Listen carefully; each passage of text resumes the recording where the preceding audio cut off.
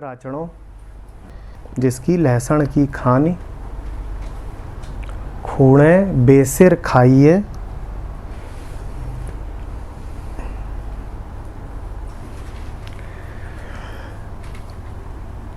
कबीर ने बहुत बोला है इस बारे में। कबीर ने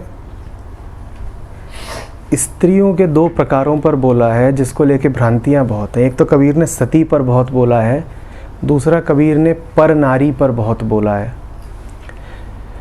और इसको लेकर के बड़ी गलतफहमियां रहती हैं। जब कबीर सती की बात करते हैं तो लोग सोचते हैं कि वो पतिव्रता की बात कर रहे हैं। पतिव्रता पर भी कबीर ने खूब बोला है।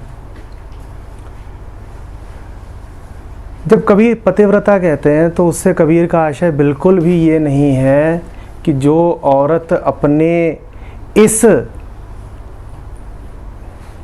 सांसारिक पिया के प्रति पूरी तरह समर्पित है वो पतिव्रता कहलाती है।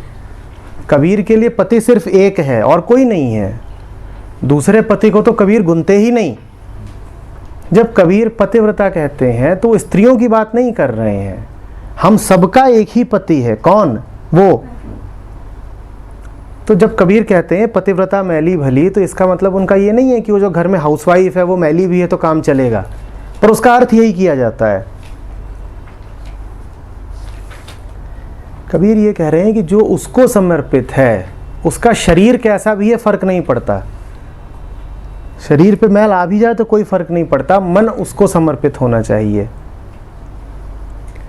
ठीक उसी तरीके से कबीर जब पर नारी कहते हैं तो उससे उनका अर्थ सौतन नहीं है कि मन में ये एक छवि आए कि एक है पतिव्रता सती और एक है उसका पति, और पति पर नारी के पीछे जा रहा है।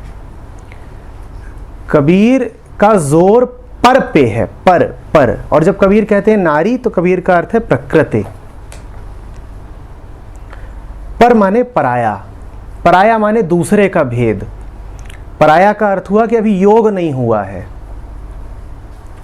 अभी प्रकृति से योग नहीं हुआ है, अभी तुम कुछ और ही समझते हो उसको। पर नारी से अर्थ हुआ वो सब कुछ जो तुम्हें आकर्षक लगता है, जिसको तुम पाना चाहते हो। संसार प्रकृति का वो सब कुछ जो तुम्हें आकर्षक लगता है, जो पाने की तुम्हारी आकांक्षा है। तो इसीलिए ये बात वो पुरुषों को संबोधित करके नहीं कह रहे हैं कि अरे पर नारी के पीछे मत जाओ। ये बात वो पुरुषों से ज्यादा स्त्रियों से कह रहे हैं कि पर नारी के पीछे मत जाओ, क्योंकि स्त्रियों को ही संसार की वस्तुएं ज्यादा आकर्षक लगती हैं। उनका चित्त कुछ ऐसा।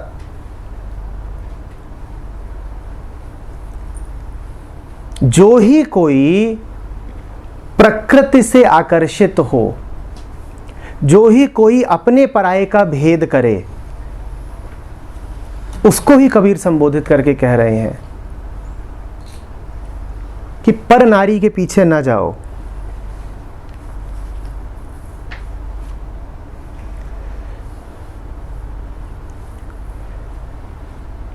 एक संत थे, उनसे मैं किसी ने पूछा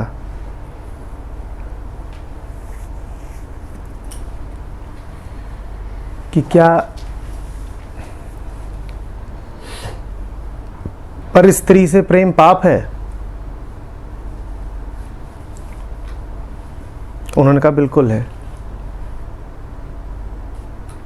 तो उसने कहा ठीक, मुझे भी यही लगता था। उन्होंने कहा पहले बात पूरी सुनो।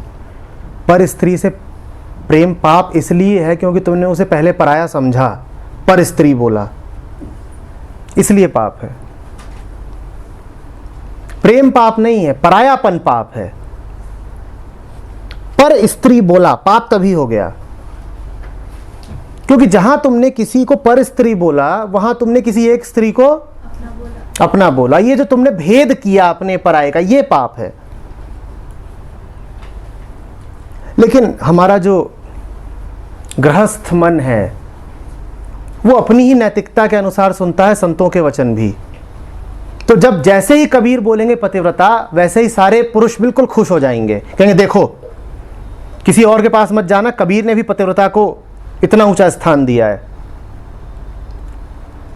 कोई बड़ी बात नहीं कि सती प्रथा के जितने समर्थक थे उनको कबीर बहुत पसंद आते हो। अरे कबीर ने सती के इतने गुण गाए हैं, चल तू भी सती हो जा, मैं मरने ही वाला हूं। वैसे जो थोड़ा ईर्ष्यालु किस्म की औरतें होंगी वो ये पढ़ के बड़ा खुश हो जाएंगी, जिन्हें अपने पतियों पे अक्सर शक रहता होगा कि ये देखो कबीर ने भी चेतावनी दी है कि पर नारी के पीछे न जाना, तुम बहुत जाते हो। कबीर तुम्हारे पति को नहीं, तुमको चेतावनी दे रहा है। कबीर तुमसे कह रहे हैं कि जो तुम सांसारिकता के प्रति इतने आकर्षित हो, ये लहसुन के खाने के बराबर है, इससे तुम्हारा रोम रोम गंधाएगा। तुम किसी को और ना बताओ, लेकिन फिर भी इसकी दुर्गंध तुम्हारे एक एक कृत्य से, एक एक विचार से निकलेगी।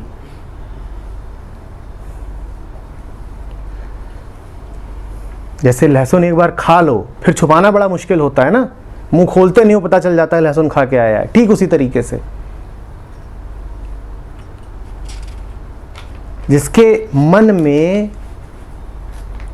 आसक्ति भरी हुई है, आकर्षण भरा हुआ है, लालच भरा हुआ है, वासना भरी हुई है, और वासना यही भर नहीं होती किसी औरत को पालूं। किसी भी चीज को जकड़ कर रखना, अपने आप को छोटा समझना और कुछ पाने की इच्छा करना, यही वासना है। कबीर कह रहे हैं तुम्हारा रेशा रेशा प्रमाण देगा इस बात का कि तुम्हारे मन की यह हालत है। सब प्रकट हो जाएगा, ये मत सोचना कि छुपा रहेगा। तुम्हारे ही जैसे जो हैं उनके सामने भले छुपा रह जाए, लेकिन संत की आंखें तो पहचान ही लेंगी, वो सब पढ़ लेती हैं। साफ दिख जाएगा कि दिल का मौसम कैसा है आजकल।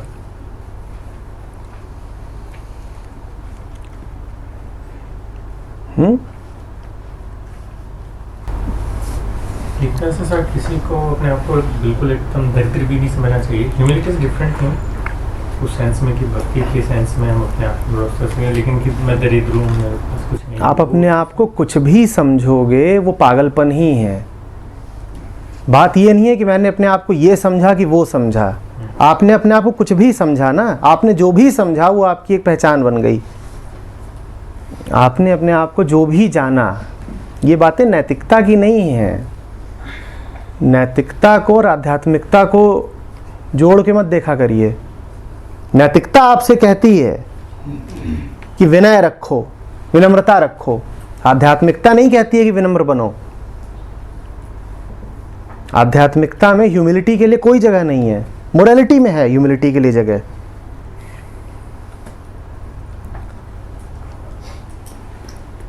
दीवानी वर्ड क्यों यूज किया? यहां पर दीवाने का अर्थ है पागल। तुम्हारा पागलपन नाच नाच के बोलेगा, और पागलपन उस अर्थ में नहीं कि जैसे मीरा का पागलपन था। पागलपन माने विक्षिप्तता, यहाँ पर दीवानापन माने विक्षिप्तता। पागल, हाँ,